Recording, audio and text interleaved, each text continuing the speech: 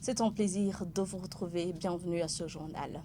À la une, un homme et une femme présumés escrocs ont été montrés par la police ce mercredi. Ils volaient la population sous l'identité du couple présidentiel. Parmi les victimes, seuls 8 sont déjà identifiés. Et manque d'eau potable depuis plus de 2 mois dans le quartier Ouinerekwa de la zone Girocha en mairie de Bujumbura. Les habitants de cette localité disent craindre les maladies dues au manque d'hygiène. Après une courte pause, les détails.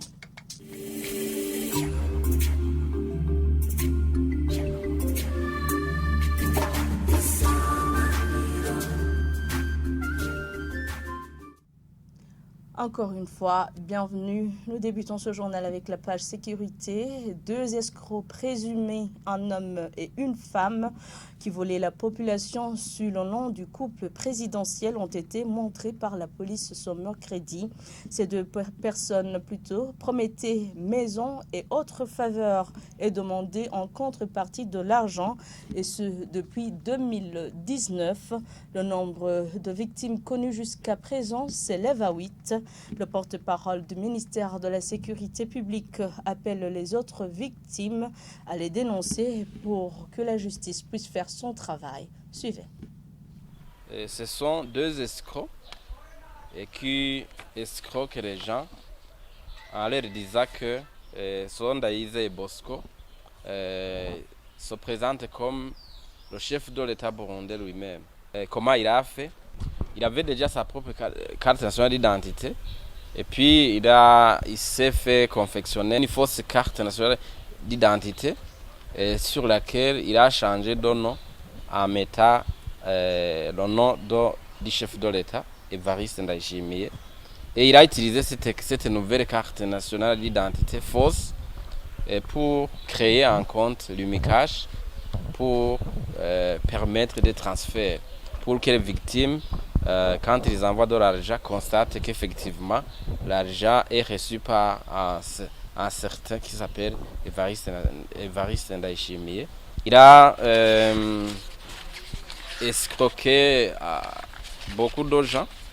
Pour certains, il leur promettait des maisons, et pour d'autres, il leur promettait des parcelles, telles que vous voyez ici.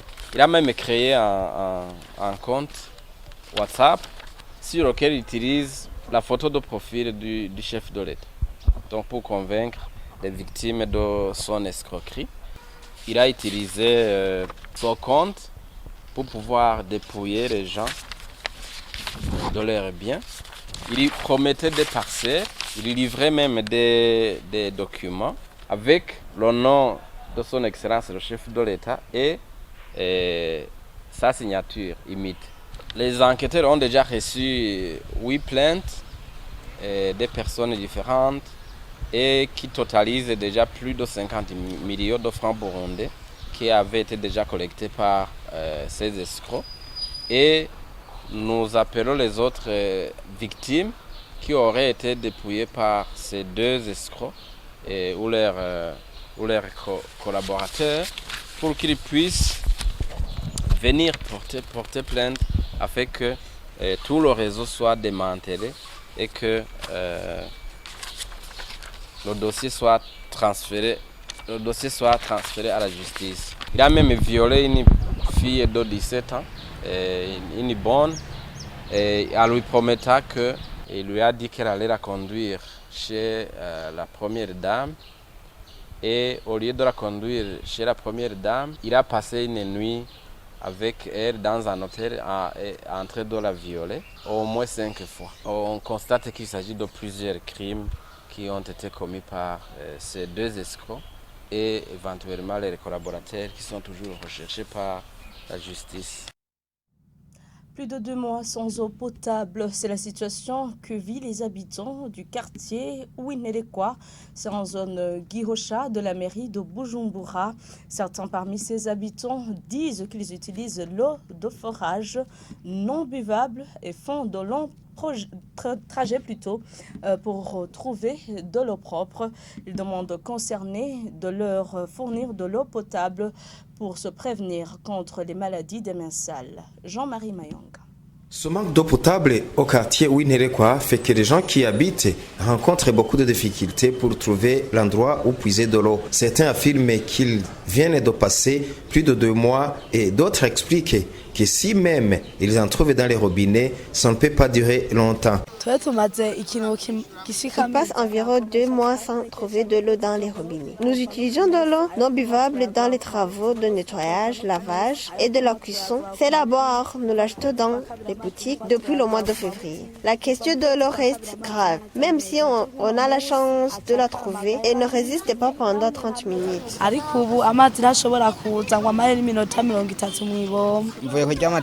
Je viens de l'endroit appelé Koudiamatafari à la recherche d'eau. Dans notre ménage, il peut passer environ d'une semaine sans trouver de l'eau. Christian Nyonhuru, vice du chef de cellule du quartier Ouinerekwa, affirme son manque d'eau et demande aux concernés de leur distribuer de l'eau potable. Ces habitants du quartier Ouinerekwa demandent à la régie des eaux de tout faire et surtout de leur venir en aide pour qu'ils ne soient pas menacés par les maladies de manque d'hygiène. Nous demandons de l'eau potable car vous voyez qu'il y a beaucoup de maladies causées par le manque d'hygiène comme le choléra et d'autres. Nous demandons qu'on fait insistance aux concernés de résoudre ce problème de manque d'eau. Selon ces habitants, ils font de longues distances pour arriver là où ils peuvent trouver facilement de l'eau potable. Dans ce quartier Ouinerekwa, même les robinets qui devraient fournir de l'eau, nous avons vu qu'il n'y a aucune goutte d'eau qui sort dans ces robinets. Merci Jean-Marie Mayonga. À la page santé, tout Burundais est appelé à se faire vacciner en cas de besoin pour avoir une bonne santé. C'est l'appel lancé lors de la célébration des 75 ans d'existence de l'Organisation mondiale de la santé ce mercredi par le docteur Jean-Claude Bigirimana, directeur du programme élargi de vaccination. Il explique que les vaccins ont contribué à la diminution du taux de mortalité au Burundi et s'indigne des fausses informations et commentaires dispensés par certains responsables des confessions religieuses. Suivez. On voit quand même qu'il y a persistance des enfants zéro dose qui n'ont reçu aucun vaccin, des enfants qui sont sous-vaccinés, ça veut dire qui ont reçu une partie des vaccins et donc qui ne sont pas complètement vaccinés, qui ne sont pas complètement immunisés. Et à travers les enquêtes qui ont été menées, globalement, on s'est aperçu que certains sectes religieux empêchent leurs adeptes à se faire vacciner. Et derrière ça, ils croient que se faire vacciner, ça leur empêcherait de voir le paradis. Que le vaccin est probablement quelque chose d'impur. Mais tout ça, ce n'est pas vrai, puisque même le bon Dieu, il n'a jamais interdit aux gens de se prévenir contre les maladies. Donc, ça, c'est l'une des raisons.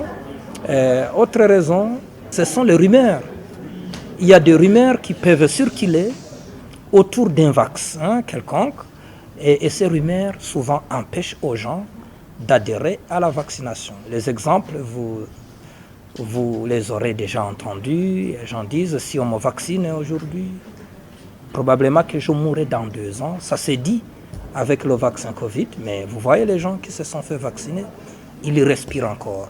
Les gens peuvent croire que si on m'a vacciné aujourd'hui, peut-être je vais devenir moins fécond.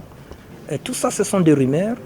Et donc, les gens devraient plutôt voir les avancées significatives de la vaccination. Vous vous souvenez, dans les années antérieures, on avait beaucoup de personnes qui étaient devenues infirmes à cause de la poliomyélite. Mais si vous analysez actuellement, il y a de moins en moins de personnes qui deviennent infirmes, paralysées suite à la polio. Bien sûr, il y a des cas. Ça, ce n'est qu'un exemple. On a beaucoup d'exemples. Si on va vaccin par vaccin, de façon globale, la vaccination a permis d'améliorer la santé de la population et c'est l'une des interventions qui ont fait preuve d'efficacité en matière de santé publique. Nous quittons Bujumbura pour l'intérieur du pays, à Rumongue. Certains parmi les riziculteurs de la zone Kigwena de la commune et province Rumongue se lamentent que leurs champs font souvent objet de pâture pour les vaches. Ils voudraient l'intervention de l'administration pour faire respecter la loi sur la stabilisation permanente. Lors d'une réunion à Kigwena l'après-midi de ce lundi, le gouverneur de Rumongue rassure que d'autres mesures visant à faire stopper ce phénomène vont être mises en place. Le point avec Jean-Pierre Misako. Sur certaines collines de la zone Kigwena comme Gachacha, des vaches et chèvres font la divagation comme si la loi sur la stabilisation permanente n'existait pas au Burundi. Les cultivateurs qui le disent déclarent que ces bêtes broutent le riz et même les jeunes palmiers à huile et ces cultivateurs rentrent bredouille au moment de récolte. Pour eux, l'administration locale devrait s'investir pour faire appliquer à la lettre la loi sur la stabilisation permanente.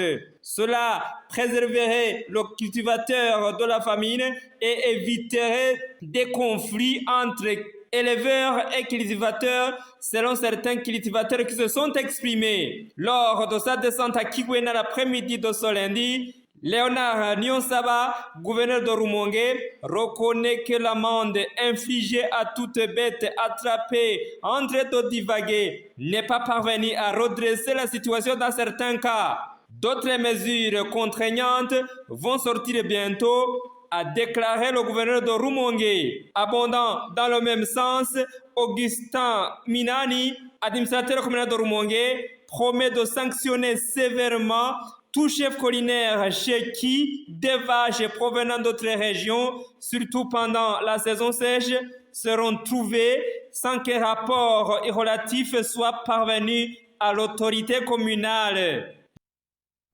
Et c'est par ici que prend fin ce journal. Merci à tous de l'avoir suivi. Merci également à l'équipe technique et à l'équipe de la rédaction qui m'ont permis de le réaliser. Bonne suite des programmes avec la télévision Isanganiro.